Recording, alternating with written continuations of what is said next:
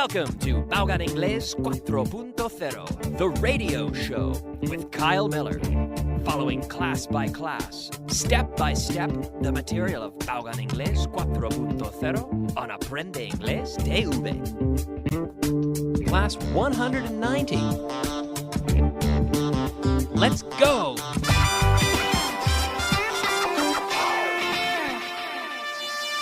Beginner. Hello, friends, and welcome to class number 190. 190. Yes, we will start. Well, I think I have decided. I've decided to start with a review. Yes. Yes, in fact, I decided 10 minutes ago. I decided that I would review yesterday's material. It starts with the verb to decide. How do you spell that? How do you spell decide? You spell decide D-E-C-I-D-E. Decide. Decide. Every day I decide. Yesterday I decided. So the verb to decide, decidir. Okay, so when did you decide to study this course? Oh, Kyle, I decided to study this course in October, or maybe September. Did you decide anything important yesterday? Yes, I decided something very important yesterday. Did you decide to study English last year? Yes, I decided to study English last year. Ask me when I decided to come to Spain. Kyle, when did you decide to come to Spain? Well, I told you yesterday, I think, that I decided to come to Spain in 2003. Yes. And I decided to stay here for a few years at least. Yes. So the verb to decide, every day I decide. Yesterday I decided. So this is a regular verb which receives, with that D sound ending, receives an extra syllable in the past. Decide, de, 2 syllables. Decide becomes decided, 3 syllables. Decided, de, decided. All right? Every day I decide. Yesterday I decided. All right, now, yesterday, we also saw the verb to spend. Well, spend, which is gastar, can be to spend money, but here, to spend time, which is pasar tiempo, to spend time.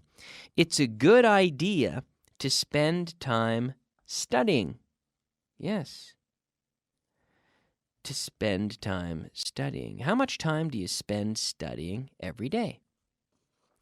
Oh, Kyle, I spend an hour studying every day. Oh, that's good. Okay. How much time did you spend studying yesterday? I spent 2 hours studying yesterday. Well, ask me how much time I spend cooking every day. Kyle, how much time do you spend cooking every day? Oh, I spend maybe 20 minutes cooking. Not long. I don't spend much time. I spend maybe 20 minutes cooking. I like cooking, but during the week, I don't like to spend much time cooking. Yeah. Ask me how much time I spend getting ready in the morning. Kyle, how much time do you spend getting ready in the morning? I spend maybe a half hour getting ready in the morning. Yeah. I get up. My morning routine is always the same. I get up. I shower. While I'm showering, before I get in the shower, I prepare water. I just boil some water for coffee, to make a cup of coffee. American-style coffee is what I make. And I prepare that, and then I get into the shower. So when I get out of the shower, I spend probably I spend probably 7 minutes in the shower. When I get out of the shower, the water is ready, and I make a cup of instant coffee. It's not the best. I know that it's not the best, but it's easy, and it has become my morning routine. I spend a minute making the cup of coffee. I make some toast or something very quick in the morning, and I spend a few minutes eating breakfast. I spend a few minutes with the coffee. Then I fix my hair, or I shave, and then I put my clothes on. I spend 30 minutes or less getting ready for work every morning, preparing. I spend 30 minutes or less preparing every day, yeah. I spend a few hours, well, on average, 2 hours a day here in the radio studio, every day, on average, yes. Some days I work here for 5 hours, some days 0. But on average, I spend probably 2 hours per day here in the radio studio, yes. I spend 24 hours per week teaching in a company, teaching classes in a company. Then I spend 10 or 12 hours working here in the radio station, and I spend another 10 or 12 hours preparing radio programs and materials at home in my house. Yes. So to spend time plus gerund, not pastime. No, so you say to pass the time. No. To spend time every day. I spend time. Yesterday, I spent time. Okay, now let's move on and take a look at our word of the day. Word of the day. All right, it is time for our word of the day. Our word of the day today is tough, que es duro or difícil, tough. T-O-U-G-H, tough. Learning Chinese is tough. Some people think English is tough, but no. Chinese is much tougher. It's much tougher. T-O-U-G-H. But we pronounce this like tough, T-U-F-F, tough. But T-O-U-G-H. It's tough. Learning English well is tough. It requires an effort. You have to make the effort. It's not easy. You have to work hard because it's tough. It's not easy. No one said it was easy. It's tough. It's a tough process. Duro, difícil, tough. Repeat that. Tough. So this is an adjective. Tough. All right? It's not tough to pronounce that word, though. Pronouncing the word tough is not tough. It's not hard to do. It's not difficult. It's not tough. So we can move on now and take a look at the new material for class number 190. Here we have a dictation or a little practice with years, años. All right, so dates. Now, years. We're going to practice years. I shouldn't say dates, but years. I was born in 1980. Yes, 1980. Yeah, it was a good year. Now, notice how I say 1980. With normal numbers, I would say 1,980. But no, in English, we differentiate years by saying the first 2 digits 19 and then the second 2 digits 80. 1973. 1973. 1973. 1973. Let me read a few more dates and see if you get this right. 1816. 1816. 1954. 1954. All right, let me dictate now some numbers, or some dates, rather, some years in English, and I'd like you to write these down and then read them back to me, okay? So the first number, the first year, I should say, 1970. The second, 1873. And the third date, 1918. And the fourth date, 1932. Now, be careful. When you write these dates, there's no comma or point, okay? Sometimes in Spanish, you put a point or a comma, but no. We write them just the numbers, just the digits, okay? The first year was 1970. Did you get that right? Pedro, did you get that right? Good. And the second, 1873. 73. And the third, 1918. So 1918, but we pronounce it like 1918. And the fourth number, the fourth year was 1932. Okay? Did you get them all right? Let's try 4 more. So write down these years. 1776. And the second year, 1837.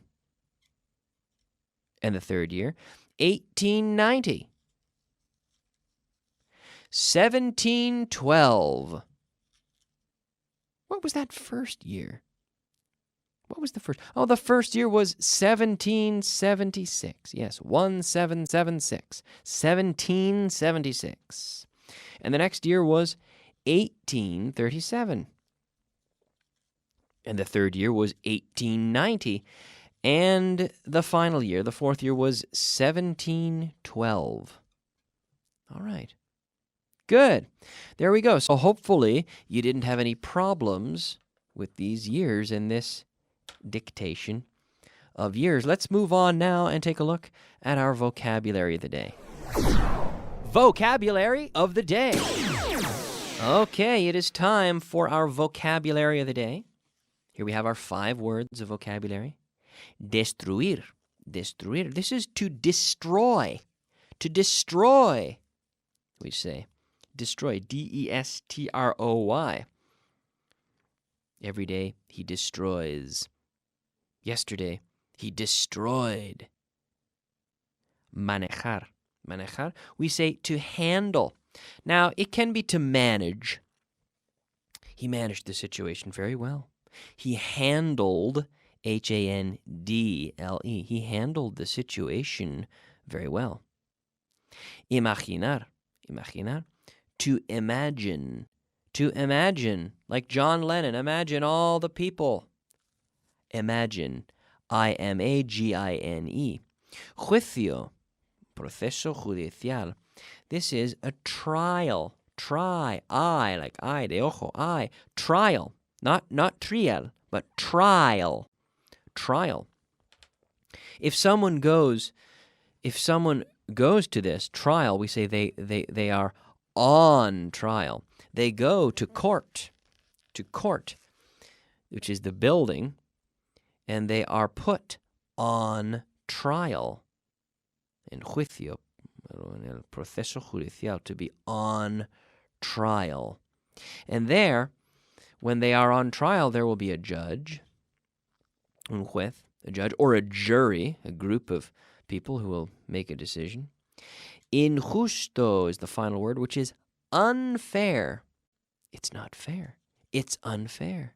It's injusto, unfair. All right. So we had destroy, to handle, imagine, trial, and unfair. Now we can move on to our very last point, which is to get to. To get to. Now, get is the structure that your English teacher always says, los nativos casi siempre usamos get to en vez de arrive. Y es verdad. It's true.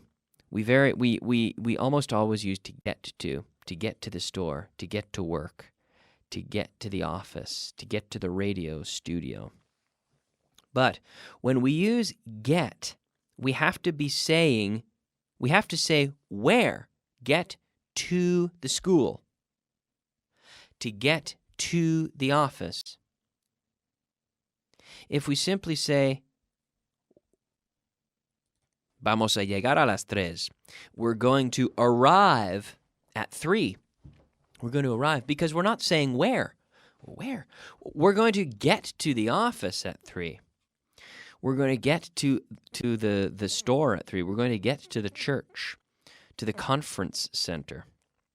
Now, with the verb to get, we have to remember as well that there are 4 places where we do not use to. So, es decir, we always say to get to the school, to get to church, to get to the office.